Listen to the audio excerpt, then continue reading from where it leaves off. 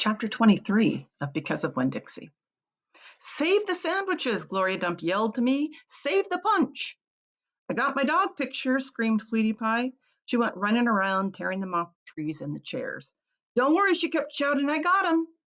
I grabbed the platter of egg salad sandwiches, and the preacher grabbed the punch, and we ran into the kitchen with them.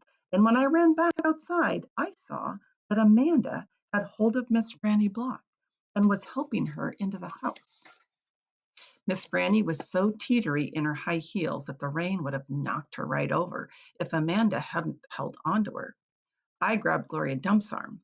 I'm all right, she said, but she put her hand on my arm and held on to me tight. I looked around the garden before we left. All the crepe paper was melted and the candles were out. And then I saw Otis. He was standing there by his jar of pickles, looking down at his feet. Otis! I hollered at him over the rain. Come on, we're going inside.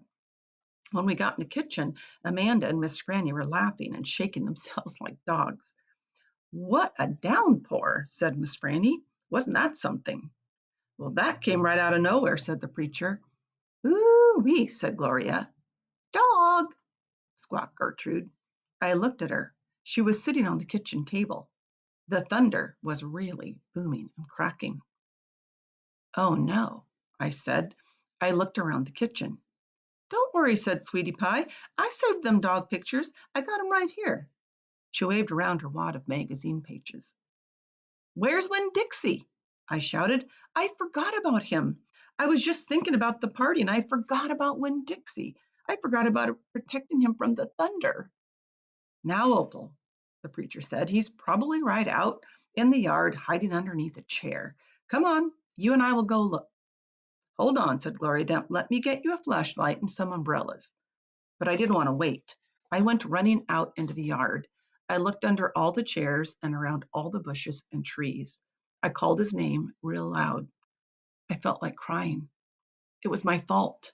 I was supposed to hold on to him and I forgot. Opal, I heard the preacher call. I looked up. He was standing on the porch with Gloria, and Dunlap and Stevie Dewberry were standing there too. Your guests are here, the preacher said. I don't care, I hollered. Come on up here, Gloria Dump said, her voice all hard and serious. She shone her flashlight out at me.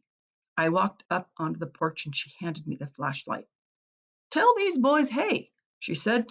Tell them that you're glad they came and that you will be right back just as soon as you find your dog. Hey, I said, thank you for coming, and I just got to find Winn Dixie, and then I'll be right back. Stevie stared at me, his mouth wide open. You want me to help? Dunlap asked. I shook my head, and I tried not to cry. Come here, child, said Gloria Dump. She reached for me and pulled me close to her and whispered in my ear. There ain't no way you can hold on to something that wants to go. You understand? You can only love what you got while you got it. She squeezed me hard. Good luck now, she called, as me and the preacher stepped off the porch and out into the rain. Good luck, Miss Franny called out from the kitchen. That dog ain't lost, I heard Sweetie Pie holler to somebody inside. That dog's too smart to get lost. I turned around and looked back, and the last thing I saw was the porch light shining on Dunlap Dewberry's bald head. Made me sad, him standing on Gloria's porch, his bald head glowing. Dunlap saw me looking, and he raised up his hand and waved to me. And I didn't wave back. It's the end of that chapter.